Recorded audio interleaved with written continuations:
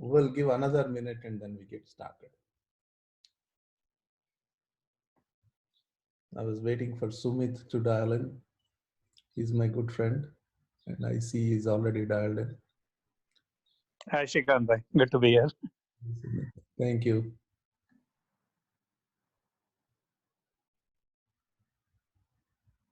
We'll just give another minute and then we'll get started.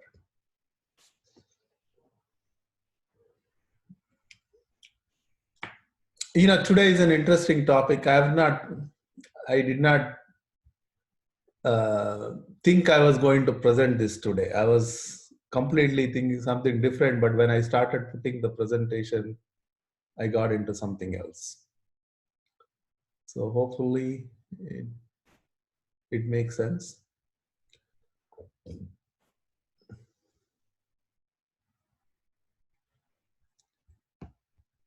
right, we're almost 4 minutes over. So let's get started, and thank you all for participating today and welcome. I never introduced myself on any of these calls because I thought it is not necessary. uh, but anyways, my name is Shrikant Kadakam, and I've been practicing heartfulness for 30 years, almost close to. And I would say I'm still learning. I'm still in the kindergarten. So, I mean, all this, what I'm sharing is some of them as my experience, and some mostly it's from the literature. But as I'm explaining, sometimes some of the points which come out, I don't even know that I was going to say most of the time. And when I listen to it, I listen as if, I'm kind of learning from that listening. I mean, what I spoke itself. So today, I mean, we started these sessions almost like we are down to 6 sessions, and we learned a few techniques, few methods. And today, as we are going through these topics, I'm kind of going to touch upon the techniques which we have learned. But those of you who are attending for the first time, you're going to hear them again and again. So you're not missing anything, or you have not missed anything so far. All right, so let's get started. We all spoke about these three bodies. The physical body in Sanskrit or Hindi is known as Thula. In fact, Thula really means gross, heavy. And the subtle body is known as Sukshma. Sukshma really means smaller and smaller. Like compared to a mountain, a bacteria is Sukshma. But Sukshma in this context is a subtle body. It's not in size, but in characteristics. The physical body is heavy, grosser, and the subtle body is subtler. And the causal body is even more subtler. And like we discussed last time, these are all, any time you say a body is like a covering. That's what body really means. A sharir in Hindi means covering. And all these coverings, I mean, we're going to discover different types of coverings. There are more and more coverings, infinite number of coverings which are around our system. But these are the main. And we all know the physical body, right?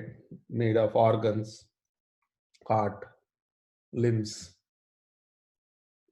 We know all about it, the anatomy, the physical anatomy. And the subtle body is made of, the consciousness, which is, we call it chit, mind, intellect, and ego. And the causal body is called Karan Sharir, or the Atman, soul. soul of the body, is known as the causal body.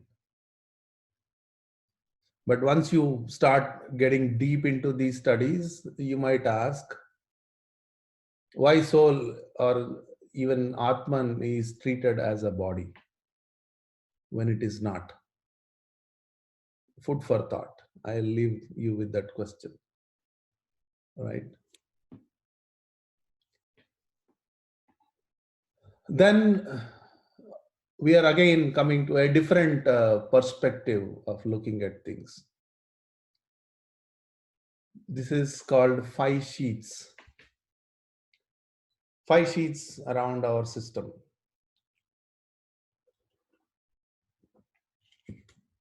Whenever we refer to a system, we refer to a soul, the essence, the God within, the higher self within, the capital self. So now we're talking about these sheets, 5 sheets. I mean, you can Google it, you will find lots of information on it. But let's try to understand what these sheets mean from a context of our practice, heartfulness meditation, and how heartfulness meditation helps at the level of each sheet. Let's try to understand that today. The first one is known as Annamaya Kosha. Annamaya Kosha.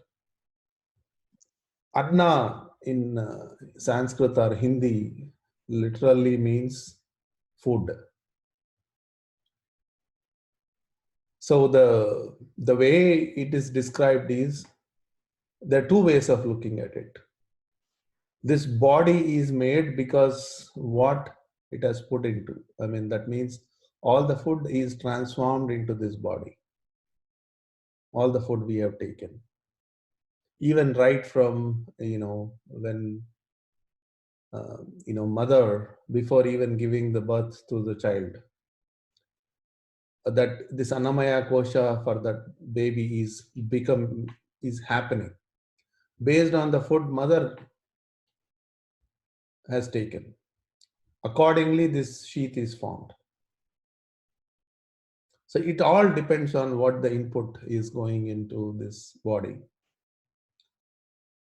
And typically, they say it is made of, it's a combination of 5 elements: earth, fire, water, air, or ether. I mean, these are treated as primordial elements. So I mean, we can talk about biology, molecules, proteins, and whatnot. But everything, any element, any mineral, anything you can think of, as per the scriptures, very old scriptures, they kind of divided into these 5 key elements, the influence of these 5 elements. When you say earth covers all the minerals available for you on the earth, whether it's iron, sulfur, phosphorus, take anything. All the, the elements in the periodic table are covered under earth. Fire is typically considered as energy. Water is the life force, air is the life force, and ether is known as space. So with the combination of these primordial elements, any physical or biological system you can think of is made. And then coming to the Pranamaya Kosha, energy sheath, we're going to dive deep into each of these sheaths. And this is the energy sheath, or the prana, or the life force behind the physical body. When we declare someone dead, that means the prana is left the body, they say. So that is why, I mean, the Annamaya Kosha is at the physical level, like we saw in these 3 bodies, whereas the energy sheath, Pranamaya Kosha, and Manomaya Kosha, the mental sheath, and the wisdom sheath, all these 3 sheaths belong to the subtle body. in our previous diagram. And the bliss sheath or Anandamaya Kosha belongs to the causal body.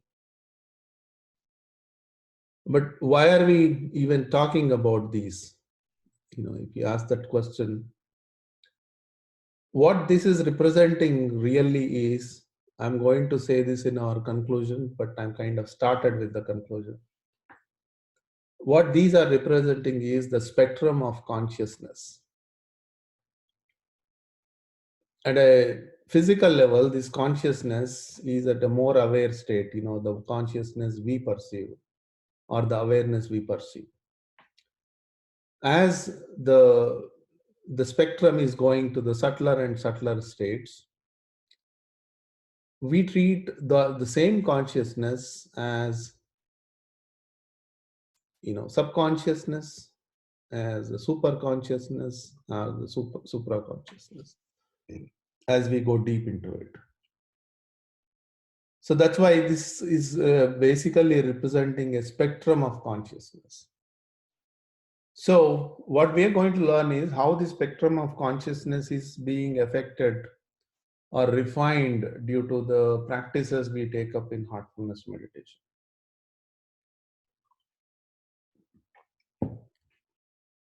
And please stop me at any point for any questions. We don't have to wait till the end. Then it can become a dialogue. So, yeah, I have a lot of questions, but if it's okay, I can ask you one. Yeah, I mean, ask your first question at least. That will start the discussion. Yeah. Okay, so first question is between Atman and Paramatma, which is what we call as the overall universal God, right? Pretty much encompassing everything. So what's the difference between the causal body consciousness versus Paramatman? And if you're talking about merger, what are we talking about? Are we talking about the causal body merging with Paramatma, or is it being a part of Atman? So, I mean, just some clarification there. Yes. Good question. So now we can understand why we are discussing these sheets. Right. So we have a habit of dissecting everything. So when we talk about physical body, we want to see the physical body without the subtle body. When we say subtle body, we want to see it without the causal body. So now we kind of treat all of them as three different things. Correct? But the system is all of them put together. Now then we say, oh, if there is a soul, there is a supreme soul. That means if there is an Atma, there has to be a Paramatma, means supreme soul. Now where is supreme soul? Now again, we want to dissect it. It is something separate. So now just like the water is mixing with the wine, we want to mix them together and call it yoga, oneness. So we are still thinking in a very physical sense, right? But that is not exactly how it's happening. I always like this example. When the seed, it sprouts and becomes a plant, and plant becomes a tree. So the seed is manifested into a plant, and plant is manifested into a tree. And where did the seed go? So now the essence of the seed is all pervading the tree. It is in the stem, it is in the leaves, it is in the branches, it is in the fruit which are going to come after. It's in the flowers, all pervading the essence of the seed. Now, can I see that essence of the seed as a separate entity? Though it's just an idea that it is there, all pervading in every molecule of the tree, every cell of the tree, right? So can I see it as a separate entity? Not possible. Similarly, when we say the soul or even the supreme soul, it is one and the same. It's all pervading that entity. So that is why we call it as a person, an individual is treated as an embodiment of the soul. So now we kind of have an individual souls like we see, like we perceive. But the main element, the key element as soul is not adulterated. It is one and the same. At the physical Annamaya Kosha, we are all different. Each individual is different. Each individual is made differently, manifested differently at many levels. But So to take that same analogy, so soul would soul represent the seed and the tree culmination into the Paramatman? Is that the way to look at it? In no, which case there are many seeds, and then all seeds kind of come together to create this one large tree. no, no, Again, yeah. no. That's not what tree is representing the physical body. The essence of the seed is representing the Paramatma. Okay, so that's why it's a manifestation from the essence. This entire existence is manifested. The galaxies, millions of galaxies, black holes, whatever. This entire existence is manifested from that essence. So now, where is the essence? Everywhere. Nothing is devoid of essence. So that is why that essence is all pervading. It is in the physical body, it is in the subtle body, it is in the causal body, it is in the Atman, it is in the Paramatman, the same thing. There is no difference, there is no change there. What is changing is the different manifestations have changed. And for every manifestation, there is a cause. So that's how the cause and effect came into existence, right? But the only thing which has no cause, no effect is the soul. That's what even the scriptures say, Bhagavad Gita says, everything says. Bible says, wherever you go, it's the same thing. Because the answer is the same. The findings are the same. So here, now how are we going to make use of that information is what we are discussing. Information is an information. I mean, if I don't put it to use, it's useless information. How much ever divine or serene, if the Lord has spoken, the gurus have spoken, or whoever has spoken. So these physical, I mean, these koshas are basically described in Taittiriya Upanishad, one of the oldest. In Taittiriya Upanishad, it all talks about the whole concept of Tattva Bodha, or Tattva means the characteristic of the being, is all described on the Taittiriya Upanishad, one of the Upanishads. Let's get into that at in our when some discussion or time permits. So now coming back to the Annamaya Kosha, like I mentioned, each individual is made differently because the input they have taken is different. The kind of foods they have taken, there is a categories of foods what one must take according to their function in this world. A sportsman should take certain kind of food. A warrior or a military person should take certain kind of food. A regular person who goes to work and does the desk job should take certain kind of a food. A medical professional should take certain kind of food. A teacher should take certain kind of food. I mean, there are all kind of foods are described because you want to regulate your physical sheath in certain way. But this is all all the physical pain, suffering, everything, all is at the physical level, right? So it's all the food which is influencing the lower kosha, the physical kosha or the physical sheath. Now going to the next level of the sheath is called pranamaya kosha, or the energy sheath. What's happening at all this energy sheath is, this is all, the without the energy, the body is, it cannot function. So what is contributing to this energy? What is contributing to this energy is what we call the the entire what do you call, the life supporting systems, which are called the karmendriyas, means the 5 energetic processes and 5 energy flows is pretty much is controlling this pranamaya sheet kosha. And if you look at it this way, I mean, how would I describe?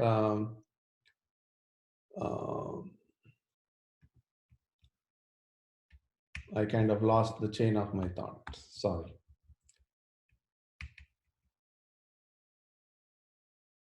The energy flow is pretty much is controlling the function of the physical and the energy sheath itself. So there is an outflowing energies and there are inflowing energies. Okay. And the inward flow is, what is the inward flow? I mean, look at it this way. One good example is breathe in and breathe out. So when I'm breathing in, I'm kind of moving that energy flow inwards. That is why most of this hatha yoga, or the what we call loosely called as yoga, the physical yoga techniques, includes the breathing exercises. And when we are exhaling, so there is an exertion. So there is an intake and an exertion, which is kind of the flow. It causes certain movement, certain ascending energy and a descending energy. And this energy flow is what we call it through nadis. Nadis, you can think of it as a circulatory system or a nervous system. So this nervous system is carrying all the energy, right? And there's, you can also think of, lymphatic systems. You can think of muscles, joints, and thoughts, emotions. All this form under the energy sheath or the prana. So if you see on the diagram, there are 2 things I mentioned, what we call as karma indriyas. Indriya means senses. The 5 energetic processes, the speaking, gasping, moving, eliminating. Eliminating is all excretion. Any form of excretion, you can think of it as eliminating. Reproductive system, right? So, I mean, there's so much energy, mental thought kind of gets involved in this. That is why, I mean, this is a very important point.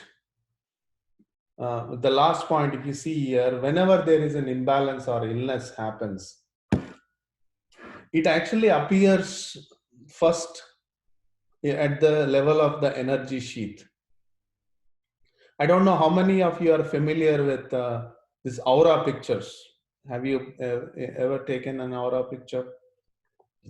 This was discovered sometime in 1800s and early 1900s. There is a photography. It can take a photography of the energy sheath around you.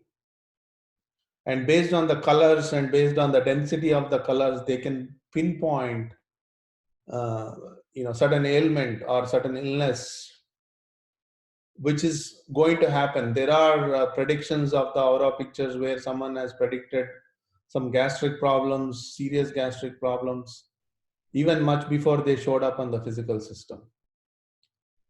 And some aura pictures showed the signs of cancers even before the cancer was detected in certain parts of the body. So what basically tells us is that the imbalance starts in the energy sheath and eventually it shows up on the physical level.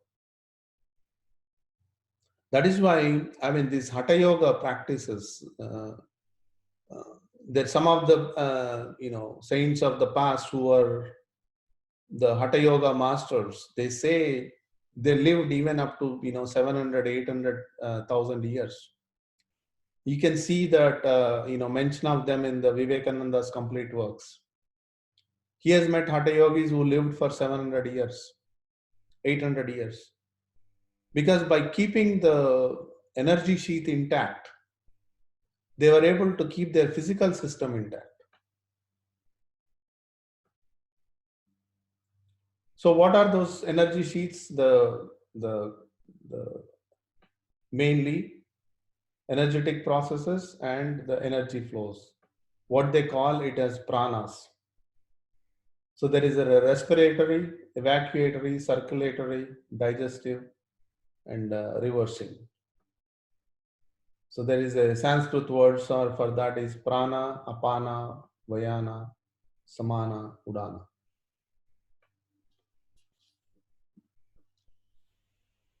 So what happens when we are stressed or angry? Suddenly we see the increase in the blood pressure. There is, the body becomes very active. What is happening is it is activating the sympathetic nervous system. And our heart rate goes up, breathing changes, breathing patterns change, and immediately body goes into some stress. So now what is the solution for that is these pranayama techniques, how you breathe in certain way. So we want to, when the sympathetic system goes out of balance, you want to activate the parasympathetic system. When you need more energy to perform certain work, we want to activate a sympathetic system. So there are different ways of breathing. I think one of the breathing technique we learned on this one of these sessions is breathing through a left nostril.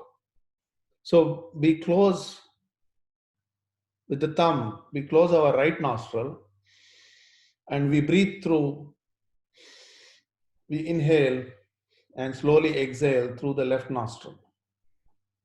What we call it as a Chandra Nadi, there is a sympathetic system is Surya Nadi, your right nostril. When you breathe in through right nostril, it activates the sympathetic nervous system. When you breathe through the left nostril, it activates the parasympathetic system. So body also adjusts automatically during the night, when we are sleeping, it activates the parasympathetic system. That means we breathe more heavily through the left nostril. And during the day, we automatically breathe more through the right nostril. You can even just breathe it through, both the nostrils. You will see where the more energy flow is going. Typically, when your system is under balance, you will see the equal flow through both the nostrils. Right? So if I'm in a very stressful state, mental state, due to work or whatever, the easiest technique is close your right nostril with your thumb and breathe through left nostril for 10 times.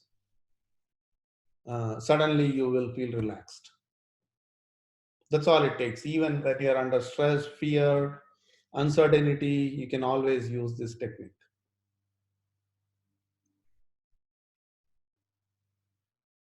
So it's not easy to bring that balance on the energy kosha.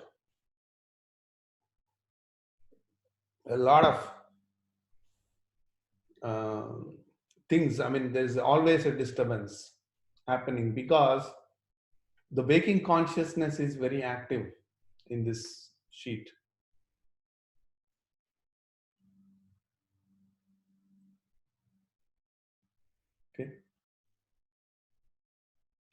And the next sheath is called mental sheath, or in Sanskrit, manomaya. Mana means mind, or related to mental activities. So, I mean, we can easily say, what is a mental sheath is, it's something to do with the mind or logic, contemplation. If you are meditating, what are we affecting directly? Is this mental sheath. All the feelings, everything, hope, logic, thinking, everything happens in this state. So when all these things are happening in this state, what is that? So it is also learning.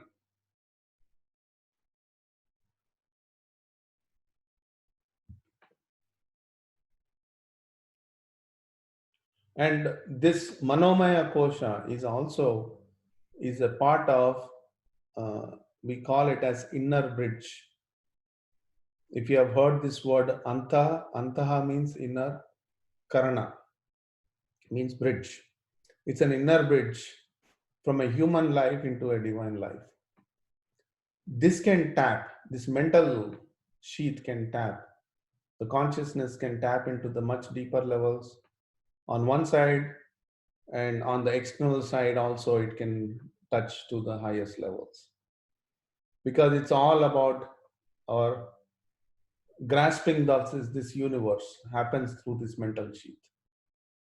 Grasp of the universe, whether it's inner or outer, happens through this mental sheath.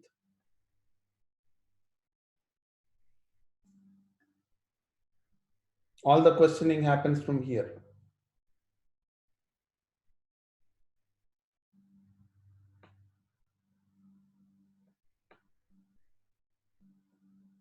And how to develop this Manomaya Kosha is by challenging yourself. Everything, all our life situations challenges us. Through these challenges, it goes through certain agani, certain, exercise, certain rigor it goes through. And that is what expands this Manomaya Kosha, mental sheath. That is why, the Jesus says on the cross, suffer them unto me. Because their mental capacities, abilities grow exponentially when it goes under certain stress. So that is why Babaji also says, suffering is a divine blessing. Because through that suffering, through that rigor, through that challenges, it grows, it improves.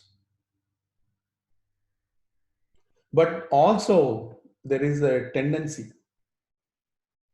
What happens is the Manomaya Kosha has, because it's very, it's an intellect kosha, intellect happens from here. There's a danger that it justifies every action. If our actions are not justified, we would never make a mistake. Lot of mistakes, lot of crime, lot of unwanted things happen in this world, because even the murderer would justify their decision, right? Otherwise they won't have not committed that crime. So it creates a logic for us. Hey, you should do this. It makes us, it makes the mind compulsive to take that action. So that is why it is very important to keep this sheath, the energy system or the movements on the sheath under balance. And how do we do it? There are two techniques. In fact, three techniques which Heartfulness system gives us. I'll talk about the second technique and the third technique, and then we'll go to the first technique. So one of the techniques which Heartfulness talks about is point A meditation. We did talk about point A and point B in our previous sessions. I'm going to take this up again in our next session. We'll go a little more into those details. So these are some of the points which our teachers have discovered. Like you see here, This point A and point B are around point 1 in this diagram.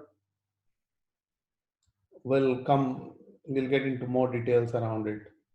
But this point A meditation and point B cleaning immensely helps us to keep this Manomaya kosha, or the mental sheath, in balance. All the troublesome tendencies around this sheath have to be removed. And even our regular cleaning helps immensely to keep this mental sheath under balance. So then, and also there is, to remove the extra, all the strong tendencies, the energy flow which is coming in typically goes towards the energy flow typically goes towards the left, towards the heart from the above. And that was a downward flow. All this, any spiritual practice systems are aiming at is how to turn this energy flow upwards. So the natural flow is downwards. So look at it this way. I mean, this is a very interesting point. We need to understand how heartfulness system is very different from other systems. The energy flow is coming down typically through all the spinal cord points. Most of the yogic systems, what they try to do is, if the flow is downwards, they try to push the flow upwards in the same direction which it is coming down. So what is it doing? I mean, by pushing the flow upwards. See, if the river is flowing towards one direction, how much energy it requires to push that same river flow in the opposite direction towards its source? It's an impossible task.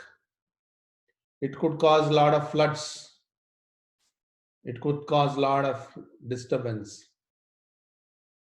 Similarly, the same thing, if you want to push the flow on the same path where it is coming down, it causes a lot of disturbance around the nervous system, the energy, it mentally disturbs you, it physically disturbs you.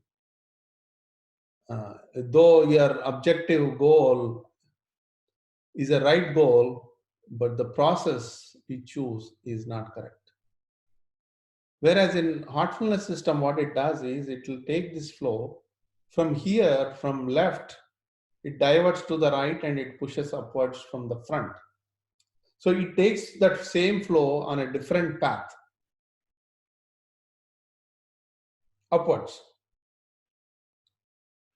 That would make it very easy without any effects, because we are not changing the flow, or we are not going upstream. We're kind of diverting it. So when this flow is diverted from left to the right, typically it's going to the left and down. So when we left to the right and move it up, automatically this mental sheath is regulated. I hope I'm making sense. Right? I'm a little lost, I'm sorry. How does heartfulness does that? Can you tell us one more time? So imagine the flow is going from the top of the head through the spinal cord to the bottom. That's a typical energy flow. If I have to push it along the spinal cord, what happens? Back. And now I have to want to move that same energy flow upstream. It is very unnatural, number one. Number two is it's causing a lot of disturbance. Something is with a lot of force coming down and you're trying to put a lot of force to push it upwards. So it's going to damage the entire nervous system. Instead, what we do is we take that flow, divert it towards the heart, and then slowly move to the right, from left to right, and move upwards from this to the back. So now I've created a separate channel for it completely. So right? The channel is because we meditate on the heart and we could do the cleaning and meditation on the point A. Is that how we create a channel? the channel is already there in the system, but the channel is not being used. Gotcha. All that we are doing is we are clearing that channel for it to go through. Okay. Now I understood. Thank you. We'll discuss more on this point in our next, when we talk about the points and how the energy movement happening, we'll talk about it. But this is just an introduction. And coming to the wisdom sheath. What is a wisdom sheath? Where, our discriminative abilities start. So typically this is called, and also where the wisdom and intelligence kind of work together here. That's why it talks about these 5 cognitive senses. If you see in this diagram, the Jnanendriyas, the second one, these are all cognitive senses. So it uses these cognitive senses to collect this wisdom. Right? And it also has it has a discernment between what is wrong, what is right. But if mental sheath takes over and applies its logic and says whatever you are doing is right, then the discernment is broken. So that's why once we regularize the mental sheath, now we are looking at this wisdom sheath. So it is a witness mind. It is observing. It's not making any decisions over there. It only tells what is right, what is wrong. It doesn't give the decisions. It recognizes. That is why, we all know what is right, what is wrong, because this wisdom sheath tells us. It is also based on the experience it gathered through what happened before, right? If there is a tiger standing in front of you, flight or fight is discernment is coming from this wisdom sheath. If the mosquito is biting you, whether you should be swatting it or shooing it away is determined from here. The discernment happens. Oh, it's a mosquito which is biting. It's okay, you can swat it. Nothing is going to happen to you. But if there is a tiger standing in front of you, you don't want to swat it. You want to run away. So that discernment happens from here. And as this discernment matures, as it understands what is important in life, what is not, most of our suffering happens because the sheath is not developed. So we cry over things which are not so important. We want things which are not so important in life. So most of the struggle happens because all our energies are wasted, because we are working for the things which are not important. But once this wisdom sheath develops, it says, okay, this is important, work for it. This is not important, don't work for it. So the so-called non-attachment happens because we understand now what is real, what is not real. As this maturity is happening. Just because the scriptures say, oh, develop non-attachment, you cannot develop non-attachment just by like that. Unless this wisdom sheath is refined and developed. And what is the practice we have for this? Meditation. Transmission. Transmission is the key for developing this sheath.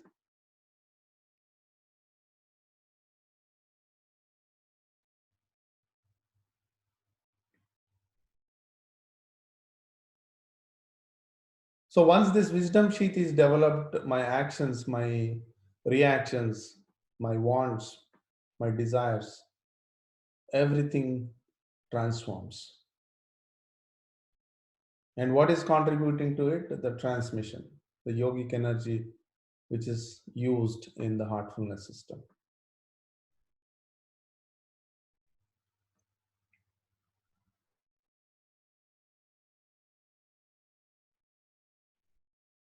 So heartfulness meditation accelerates the purification of the koshas, the chakras, and the overall physical system. It also, improves the mental system. So that way, the subtle bodies, the physical and the subtle body, both are, cleaned and regulated. Thus, it can look into the next level, which we call the causal body, right? Vijnanamaya kosha is the discernment, and Manomaya kosha is the one. Sorry, where did we lose?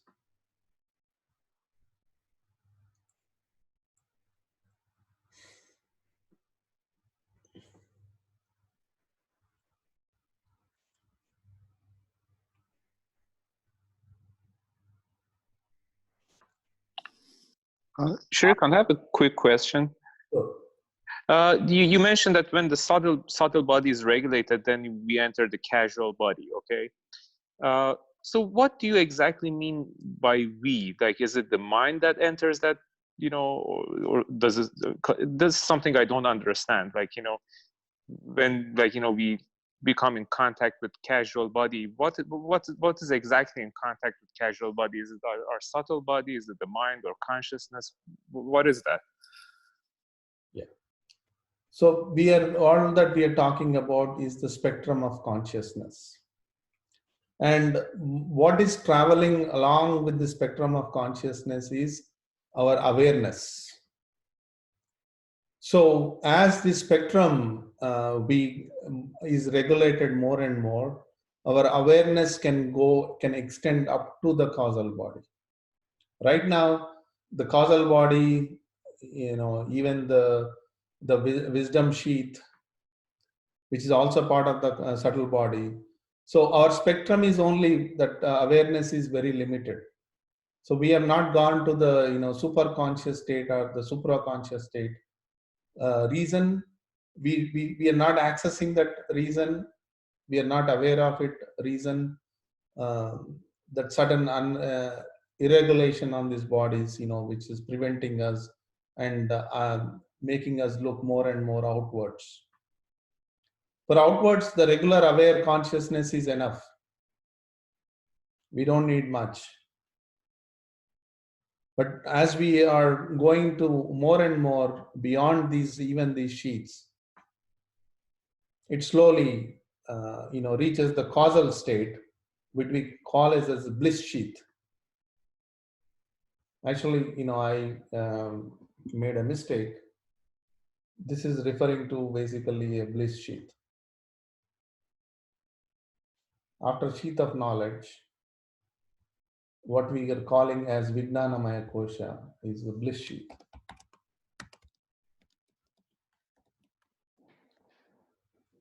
So it is all about the consciousness gaining access to the deeper levels. Does consciousness already have, the spectrum is there, but the mind associated with this consciousness is gaining access. So it's both together, the mind and the consciousness. And without the consciousness, there is no mind. So I was explaining this morning, we talk about space. What is space? So did space exist before Big Bang? It's a controversial discussion, but many say yes, many say no. But this entire existence, creation, is fit into that space.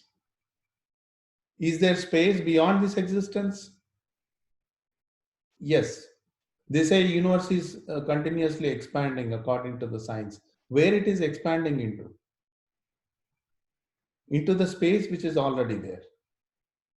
So there is space everywhere. There is space in this room. And room is also fit into the space. And this whole atmosphere is filled into that space. So, but there is space, but at the same time, can I say it is taken?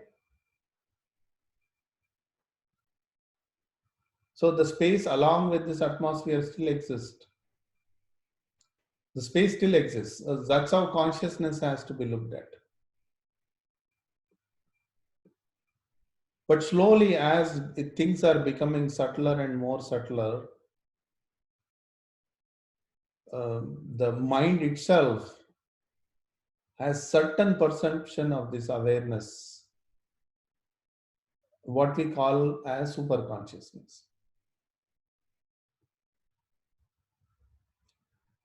So space everywhere it is the same. The nature of the space is not changing. Similarly, whether you call it a super consciousness, supra-consciousness, subconsciousness, or consciousness, it is the same thing we are referring to. But the way I perceive it is changing. The way I say, I mean, we, whenever we use it, we're only referring to the mind. But that's a good question, Noel. So yeah, I mean, it's very loosely we say we, I, but it's the mind which is able to perceive, which is able to tap into these states.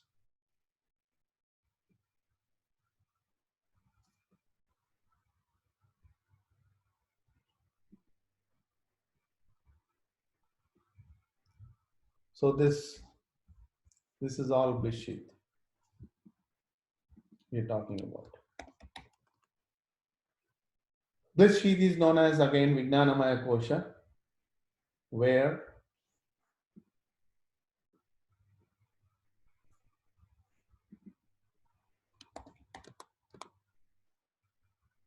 so all this, the nature of the soul is bliss. The nature of the causal body is bliss.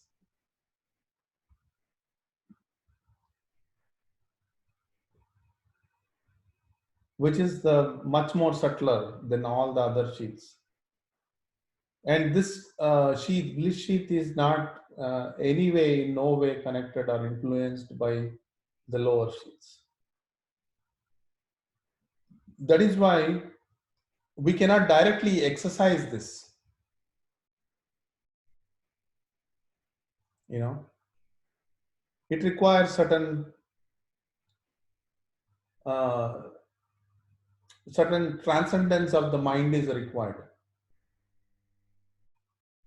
That's why we say, you know, for us to tap into this, we need certain state of mind for it to go in. So there is no regulation happening here, unlike you know, which is happening in the below sheets, because it's more subtler and it's already in a state of bliss. The characteristic of this sheath is bliss. That's why it's called bliss sheath. You know.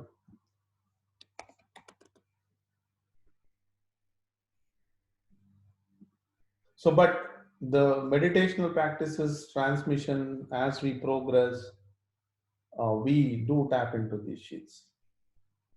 So what is the conclusion is,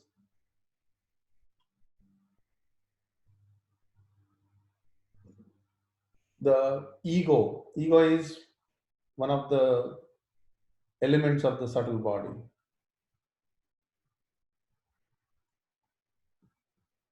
So that is all associated with the pranamaya kosha, and the mind is closely associated with the manomaya kosha. So where is mind? Is still in the body. So the manas, or the mind, intellect, ego, these are all three parts of the subtle body. So if I have to draw the parallels, right? The predominantly the pranamaya kosha is driven by ego, Manomaya kosha is associated with the mind. Intellect or buddhi is associated with the wisdom sheath.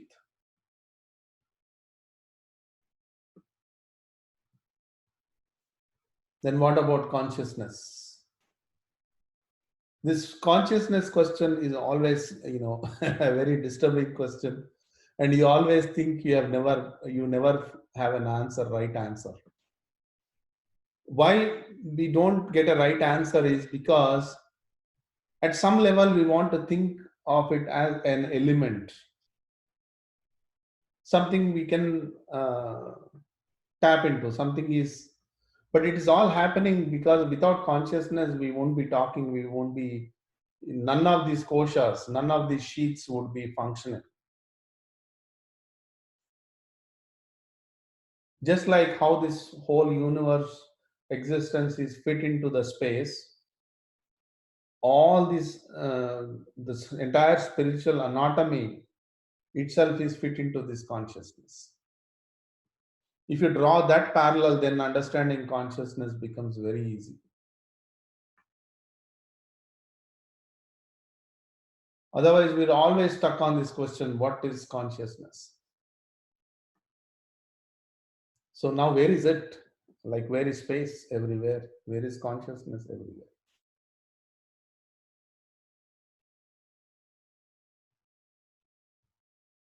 So consciousness spans across, even beyond all these koshas.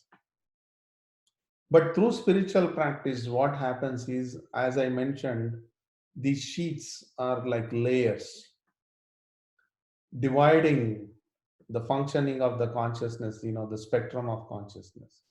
But as we evolve spiritually, each of these sheets are eliminated, dissolved completely. A completely fully evolved spiritual person doesn't have any sheets whatsoever. They're completely dissolved. That's why every being, every the cell of their body is functioning at much higher level. That is why when we go to such people, you will see that we also draw that energy. We also feel that energy. We feel activated. We feel calm. The entire system comes into balance. Whether we come in touch with them physically or mentally.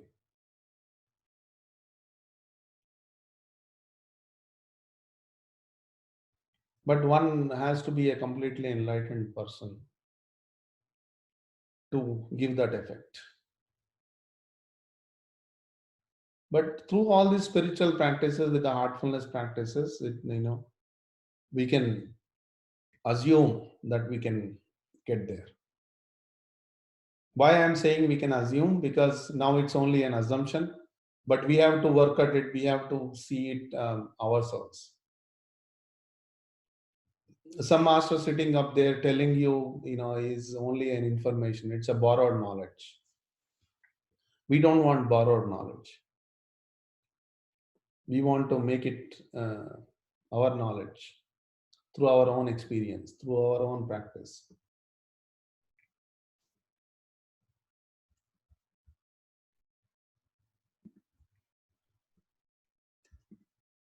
So we'll talk more.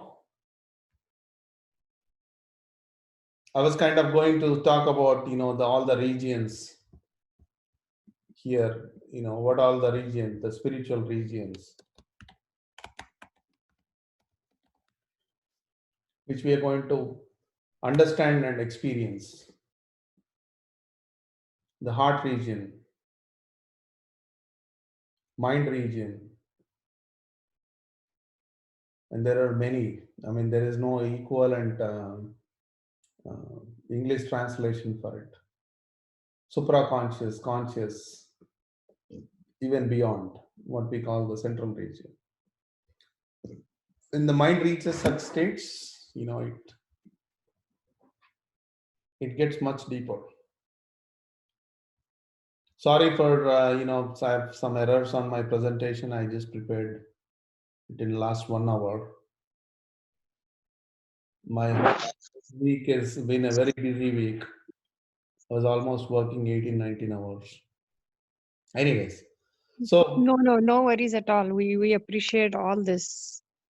so now we can also understand how these points are formed. What is the science behind it? And we are also going to understand what is really spiritual progress or moving the energy flow from the frontal points upwards. We'll try to understand that in our next session, right? So we're almost close to the hour. Thank you. Fine. So now, the floor is open for questions or comments, discussion. Yeah. So go ahead, Amita.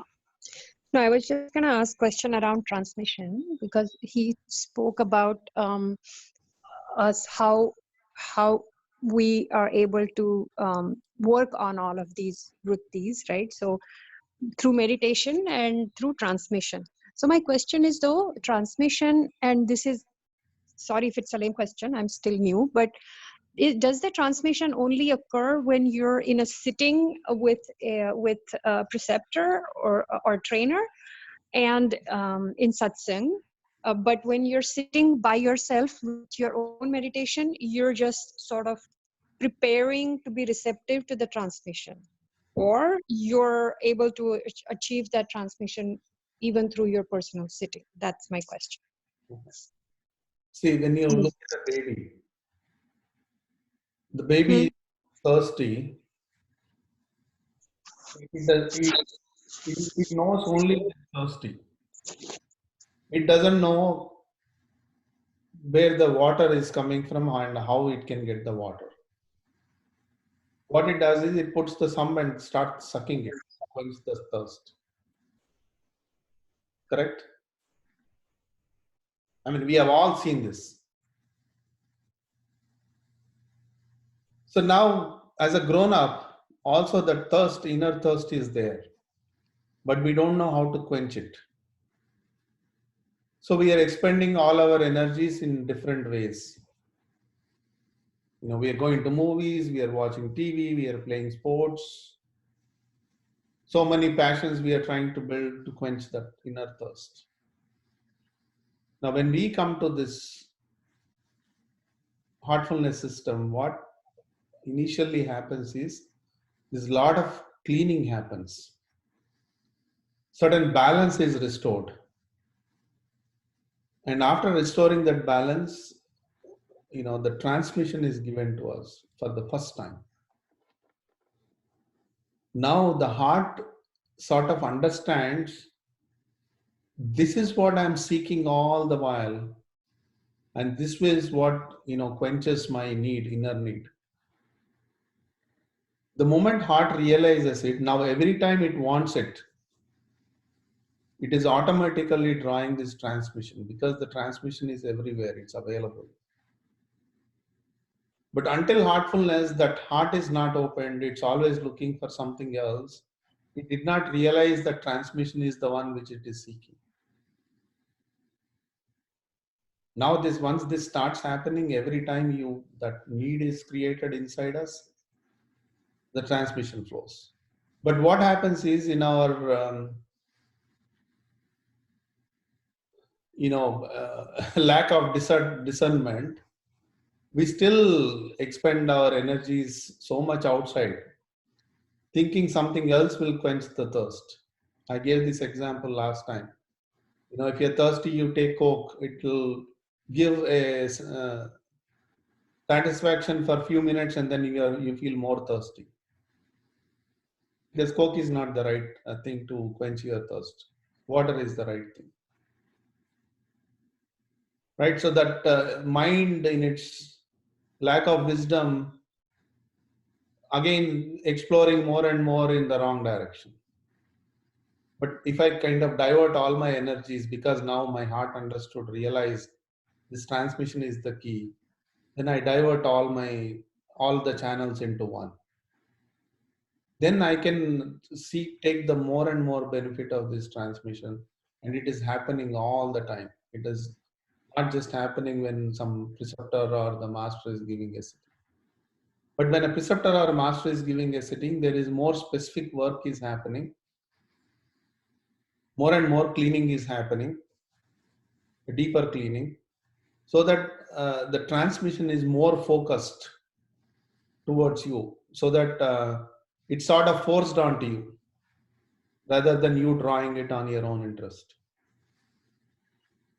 So that the effect is clearly felt, so that you can seek more and more. So both are necessary. Your interest and the training, the trainers and the master, all of us working together in this wonderful journey. Hope I answered your question. Okay, yes. You know, Thank my you. wife always says, you go around the bush, you beat around the bush, but you never answer the question. So I think my understanding is then there is transmission out there. It's depending on your own craving or the level of, so maybe your personal meditation is when you're creating that craving, and when it is strong enough, you will receive it. Maybe you may not be sensitive enough to it, but you will definitely receive it. But when you're sitting in front of a trainer, whatever happens, you are able to clearly see the difference because it's very focused. Yes. But it is happening. Yeah, I don't Is like my this word craving. We kind of use it very loosely. But it's a need, inner need. When it is felt, all that heart is looking for is transmission after it experiences it, after it realizes it. Thank you.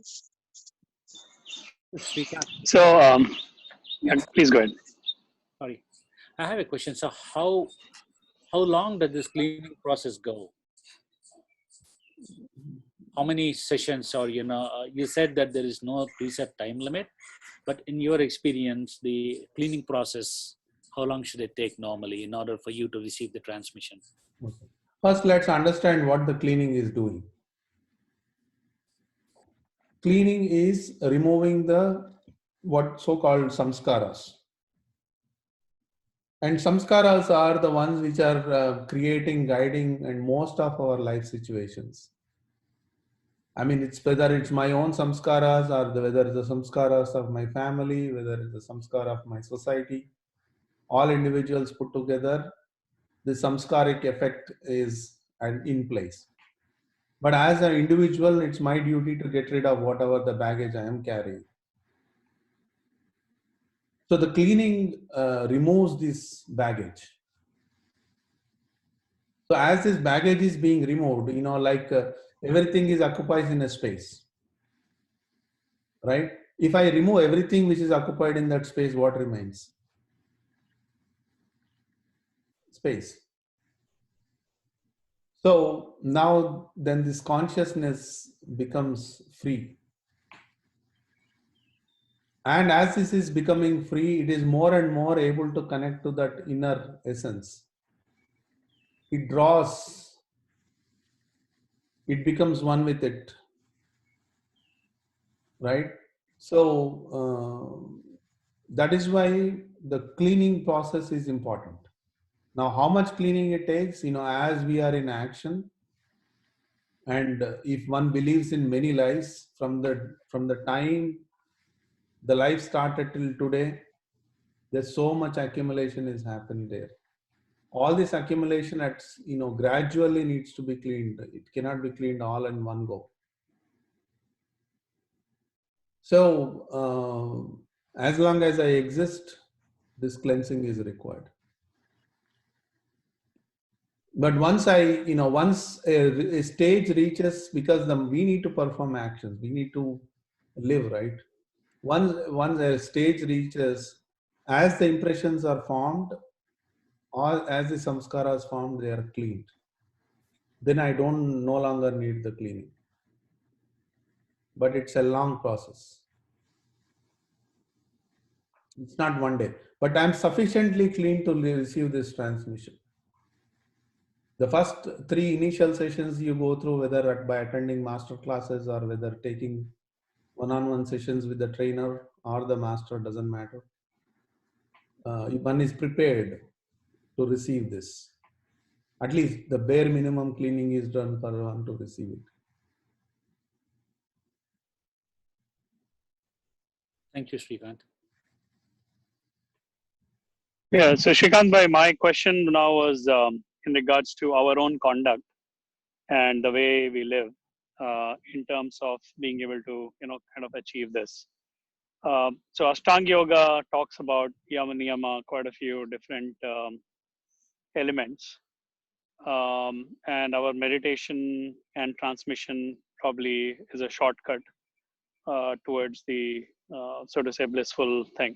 So I was just kind of curious to know, of all the things that Ashtanga Yoga talks about in terms of the way we conduct our lives, and looking at the current day scenario and things happening all around. Now, what's your suggestion in regards to the conduct of life and for individuals, and should we follow the Ashtanga Yoga path, or should we just say, okay, just lead your normal life and just do the meditation and cleaning and it should be okay? See, I mean, any system is discovered based on certain aspects of life. Any system is designed. So in our system, we are expected to follow, certain discipline, physical exercise, and other stuff, so that we can start with the meditation part directly. Though we are doing the meditation part directly, as long as you keep other things in check, it helps. Yeah, no, simple things like, eating vegetarian or non-vegetarian, right? That's one. The kind of job that you do, if it's too stressful, does it kind of chip away, right? Those kind of aspects. Yeah, I mean, see, those are all, that's why I'm said, right? The more challenged you are, the better the mental sheath grows. So why do we run away from challenges? Let the world challenge you, right? And, the stress, if it causes, you have the techniques, use them. So all this is laid out for us. We are always sort of, it so happens, right? If I go to a temple, I want the priest to do the prayers on behalf of me. So it becomes easy for me. So we are always looking for an easy path. But once we realize it's not an easy path, I have to go through it, then we accept it and face it. So everything I have to do it myself. The master, so-called, is there to guide you. The transmission is there to clean the heart so that the heart guides you. So we have to make use of this framework, this system, these tools which is providing us, make use of it and face the life.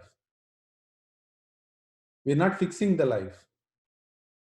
We're facing the life with all the tools in place.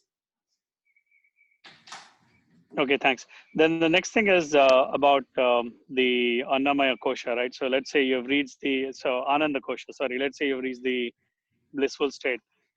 Is that the final destination, or it kind of slips from that again if you don't keep practicing it regularly, or kind of put some kind of a discipline to your practice?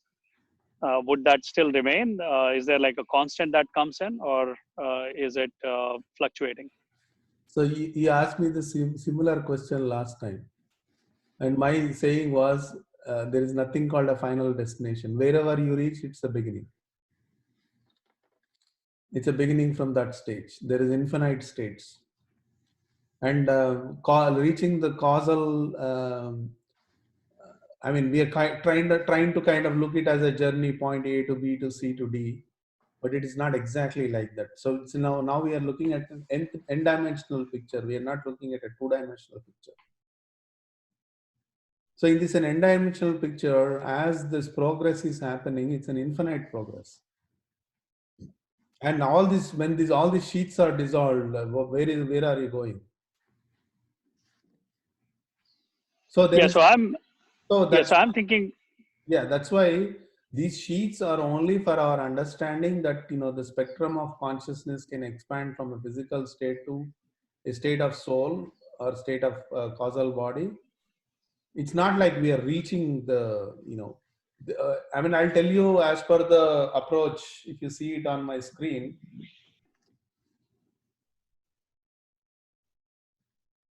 You see this 1, 2, 3, 4, and 5 points. You cross this, you've already, you know, as per your definition of destination is achieved. We are already beyond the causal state. yeah, so in that case, the let's say Anandamaya Kosha, right? So basic attribute of Anandamaya Kosha is bliss. So you should essentially be in a state of bliss, right? Isn't that what should we expect from that? Yeah. So see, that's why I'm saying, right? Uh, um, so you don't take this as, I mean, it's not, everything is not written in black and white here.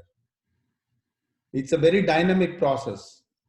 At every stage, we are touching that blissful state and we are moving on to the next. And again, we completely merge into that state. That means we reach that blissful state. Now, so this is like an n-dimensional journey, right? That's why you cannot pinpoint your destination. Sounds very discouraging, but what happens is, once the journey has begun, there's no turning back. I have to work at it. And will I be reaching eternally blissful state and not suffering at all? That is, it can happen only in 1.1. But then what's the point? So like I always give this example, right? There is a horizontal growth. There is a vertical growth. Okay. So at my current state, if I meditate, transmit, I'm expanding. After a certain level, I'm already in bliss. Then what happens if I continue to be in bliss? This is what the typical, you know, they call it in Indian terminology, it's called avaduta. So slowly you see them, you know, they don't know what they are eating, they don't know how they are living, they have no cognizance of what's happening around them, they don't know what is wrong versus right, nothing. And at the point, they reach a point, they don't know if they're wearing clothes or not. You see a lot of them. What happened? They have gone in one state, they got into this blissful state and they are lost in that bliss. So that bliss is nowhere representing your spiritual achievement. We need to understand this very well. At every stage, you can go into that blissful state, but our heartfulness system, luckily, because we are closely being monitored through sessions, through sittings, once we reach certain state, we are not allowed to go into that blissful state. We are pushed to the next level. When I push to the next level, I'm starting the journey at that level again in my horizontal expansion. So it's as if, you know, I started my meditation today. It's the same thing after 30 years also. You are in one level, starting your journey again. Thanks, Shrikant. One more question is about, so at which stage does liberation occur, right? Hope this answer made sense to you, because this is very important to understand. The bliss No, can no, be correct. at every state. Yeah, and I guess it's a journey, and there are multiple such states. So you cannot talk about the fact that you arrived. So it is basically, you know, as you reach one, you move to next and next and next. So it's an infinite process. So that's understood. But at the same time, you're evolving as you kind of go through this. Now, that's why I came to the next question, which is, you know, this whole aspect of liberation and not taking birth and all of that. So at what stage does that really occur? I mean, If you see in this diagram, once you cross seventh point,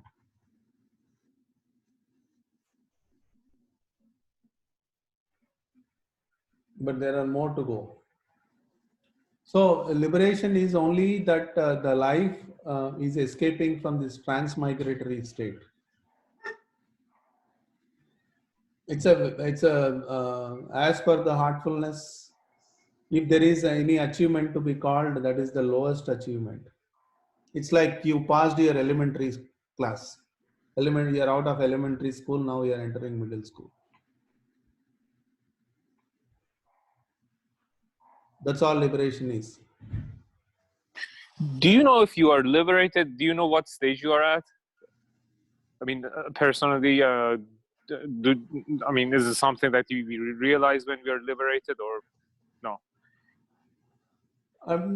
See, so there are two ways of looking at liberation, right? I mean, if I'm alive and still liberated, so this, as my conscious state is expanding and expanding, I kind of feel that awareness has changed in me, and I don't necessarily pursue that as a liberation. But when I look at my own approach, I mean, I can actually feel that, okay, my approach has, gone beyond the 7th point. I kind of know that the liberation happened because of the information we have. Otherwise, it doesn't really make much difference as per my way of living.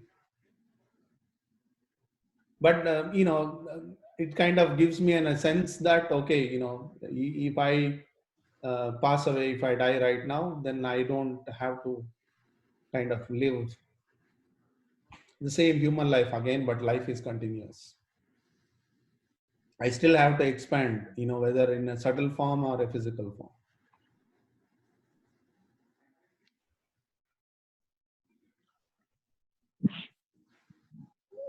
But then the expansion is only possible if you have a human life, right? Or let's say after you're liberated, Not necessarily. would you still have the ability to expand?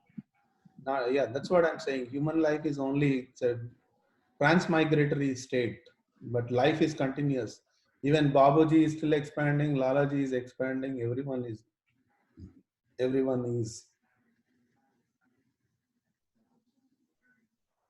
So, I mean, if you think they have reached the final stage, as far as the human approach is concerned.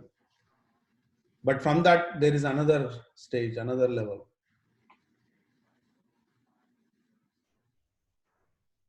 All the way. So that's why I was telling you, right?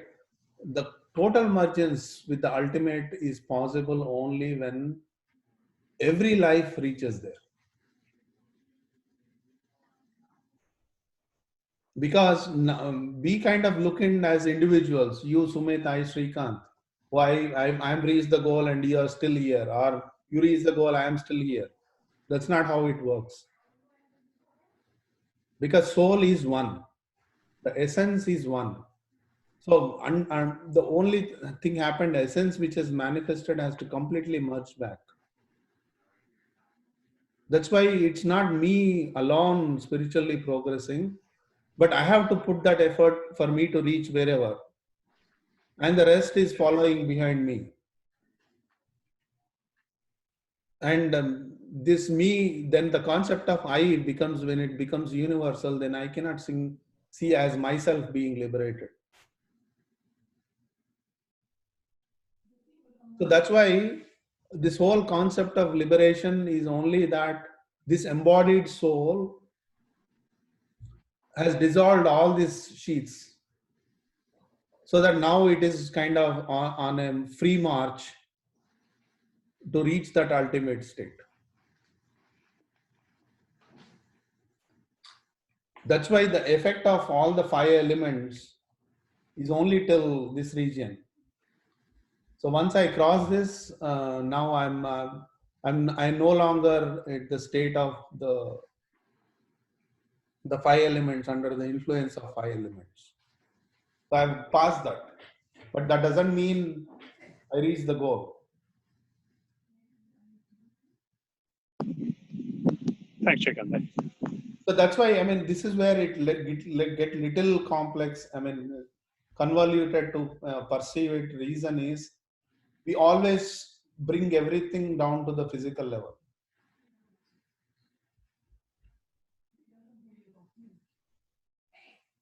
Yeah.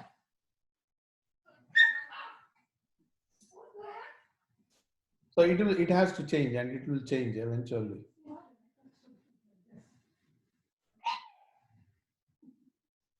I hope I'm not confusing all of you, but the whole idea is it's not something, there is something, it's a continuous process. That's why life is continuous. The physical birth is only a spike in that continuity, but I can avoid those spikes. Once I'm liberated, I can avoid those spikes. Then it's a non-stop journey, and that then my subtle form is continuously working towards that evolution. It is still drawing the transmission. It's still happening. All those things are happening. Then then there is no question of who is transmitting. The transmission is coming from the source. Always, even now, it is coming from the source. I don't know how to close it. Huh? So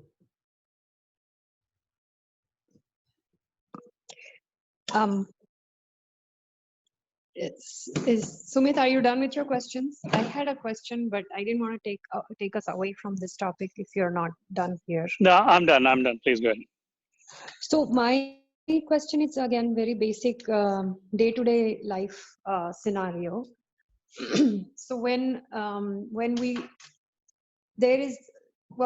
we go through situations where we see, okay, someone said something or did something that was not cool, but fortunately because of this practice you develop a certain level of ability to deal with it without being reactive, but you effectively deal with it, and that is dealt with at that point in time. Then the evening cleaning also is done. So now I'm thinking, okay, good, I dealt with it. But actually, currently, I am still thinking that I do have this nagging thought in the back of my mind, something that happened 4 days ago, which I did deal with at that time, but it's still sitting there, which means that impression that is still left. Even after the situation is gone away, I have dealt with it very successfully, thanks to not being reactive and just sticking with the facts. So what is happening now? What I is it my and again, by the way, I do remember the maxim. It's not like I do not even feel revengeful or anything toward the person, but it's nagging me that, okay, that was not fair. It was completely, that person was completely out of line. He had no business, nagging at me like that, blah, blah, blah, whatever. okay. So was I fooling myself when I thought I got over it and I dealt with it? And then the cleaning took care of it. At least that time, that day, it didn't bother me anymore. But it is clearly there. So I kind of got the gist of the question. That's why I'm kind of interrupting you. But okay. let me tell Thank you. See, have you lived in India before? Have I lived in India? It's been a while. It's been 25 years. Yeah, but you lived in India at one point, right? Yes, I did. So you must have killed a lot of mosquitoes. Not really. Anyways, so I mean, when like even one mosquito, how many mosquitoes have you remembered? Not really. Correct? Not really. Yeah. Correct. And so the thing is, when I have the power over something, I don't give a, I don't give a damn about it. Right. Somebody has a power over it. It hurts my ego. Right. But I might have done the same thing to many people. I don't recall it. I'm not realizing it because I had the power over them. So it's all about, if you had the power over the person who is troubling you, you would have done the same. The reason we cannot confront it, the reason we are obligated, in many ways, we kind of keep it in, we take it in. And our ego cannot accept that. So it causes certain disturbance because our ego cannot accept it. Right. But slowly, as we evolve, what happens is now I treat myself as that person. If my hand is paining, what will I do? I want to apply some ointment because it's my hand. Right? Same thing. When I start treating the other persons as the same, this as the ego start dissolving, it accepts it. That's one way of looking at it. And another way of looking at it is, okay, what if I deal with that person? So what? I mean, even if that person comes back and apologizes to me, what? Nothing, right? You know, if you see in India, the people, kids, while walking, if they see a street dog, they throw a stone at it. If the dog is thinking like us, next time it sees the kid, it will come and bite the kid. But the animal seems to ignore because their ego is not hurt. But whereas humans, our ego is hurt. Whether it's relationships, any relationships, this ego becomes a problem. So all that we need to do is, okay, understand, realize this. And number two, accept it. We don't have any power over that person. Mm-hmm. And, this is like a fight or flight situation. So in this case, flight might be the right thing to do and get over it. So there is no solution for this. And this has nothing to do with spirituality, trust me. All this emotional, a lot of times, people ask this question to Daji. And, I kind of think that there is no solution for this question. No God can give you the solution, nor you can give a solution to yourself. Reason is, it is what it is. Okay. And if it is causing some suffering, you have to bear that suffering. Because, there is no answer. Really, there is no answer. Even if the whole world comes and falls at your feet, it's not going to solve the problem. So in order to get rid of it, cleaning alone is just acceptance, is what I'm hearing. It's not cleaning. The effect of what it's causing, you can clean it. But it's really speaking, it's accepting it, and your intelligence, your wisdom, discovering that it is not important because you have better things to achieve. All these things are happening because there is no goal in the mind. If I have a goal to achieve, we drop these things very quickly. This is, paying attention to something which is not contributing to any which way towards your spiritual achievement. Because we hear so-called forgiveness. Oh, we must forgive. Forgive whom? Forgive so that I can move on. It's for you. If I come and tell you, oh, Amita, I have forgiven you, and then you will say, I don't care. Why? Because you don't care. So whether you have forgiven somebody, whether you have not forgiven somebody, it doesn't really concern that person. He doesn't care, he or she. So it's for you to look forward and see what is that you want to achieve, what is your goals, and if this has any role to play in your goal. If this has no role to play in your goal, drop it. But again, for you to do that, you want that goal to be yours. That's why spiritual practice is not about dealing with life situations. Spiritual practice is about realizing this goal and working towards it. And rest, everything should drop. And being able to reach that stage where you are able There is to nothing called a stage.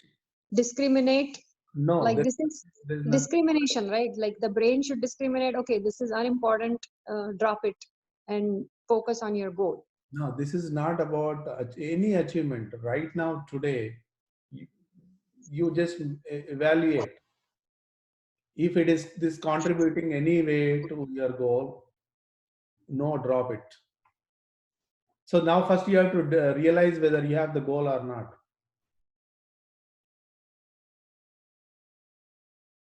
So this goal has nothing to do with stages. Whether I want to achieve it, I start today.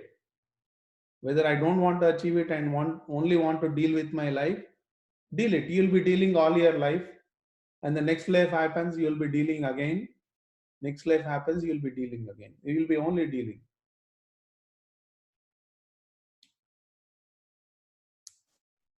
What's the point?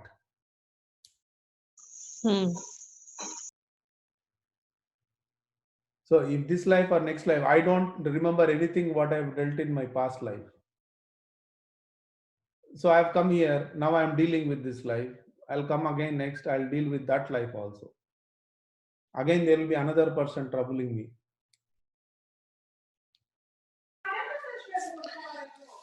Shrikant, do we have time for one more question, or should I? I'm here. I mean, Okay. Actually, it's rather simple. So we know that impressions are stored in the subtle body, yes. and we know that they never come in contact with Atma. So the other thing is that the subtle body cannot exist without physical body, as we know that there is no mind without no brain or brain function or circulation to the brain. So my question is that how are these impressions carried away with the soul after death? So since when we die, there's no brain, so mind and consciousness, they should go away. How are they carried away with soul to next stage? Sure. So I mean, again, brain and mind has nothing to do with brain and mind. Brain is as a physical mind is an interpreter. Brain is by itself is not intellect. I mean, this is a very slight deviation from an a very medical understanding. But when we talk about the subtle body, so let's talk about an embodied soul, right? Embodied soul, like we see here, has three elements: the physical body, subtle body, and causal body. But if the physical body becomes useless, the causal and subtle body together takes another manifestation. That means the subtle body is always there, and the mind, intellect, ego, the impressions it has accumulated as part of this memory of the consciousness. So the impressions are the memory of the consciousness, and this consciousness is always there, and it has all the impressions of the past life. Like how the DNA stores its cellular memory, right? Mm-hmm. The consciousness is storing its memory, its make. So along with the consciousness and the causal body, so now if you call this consciousness as a subtle body and causal body together takes another life. So what it is carrying, it carried all the baggage. Otherwise, how would the people who go through this regression therapy have the memories of the past lives? Right? If you read that book called Many Lives, Many Masters. So the subtle body has all the memory, all the impressions, which is carried over to the next life.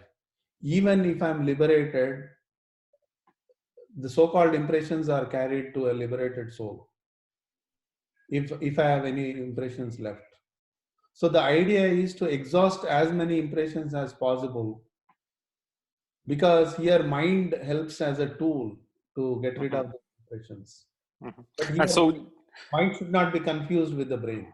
Sure. And so when we say the journey is infinite, so everything that's evolving is still the subtle body, because the Atma doesn't evolve. It's what. That's exactly right. Yes. Thank you. That's why it's evolution of the consciousness.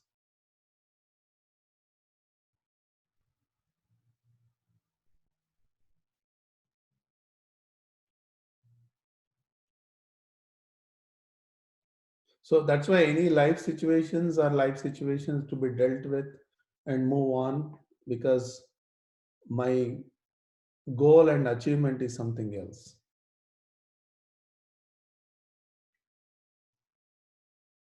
So here, financial health and all these mental situations has some role to play, but the goal is different. Even if I become Steve Jobs or Bill Gates, it's only a very materialistic achievement in this life, and I'm not carrying it over to the next life. I have to re-achieve it again.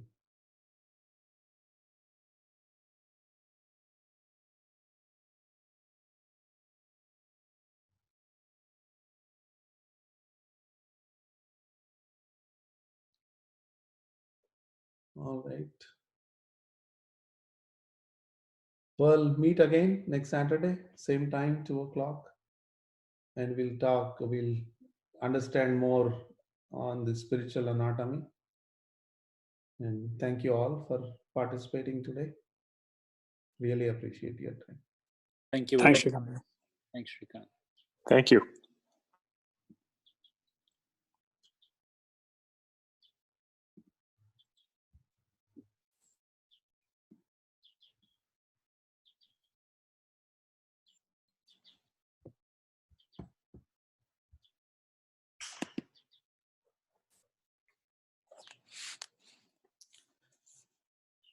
Chala, thanks అండి శ్రీకాంత్ గారు.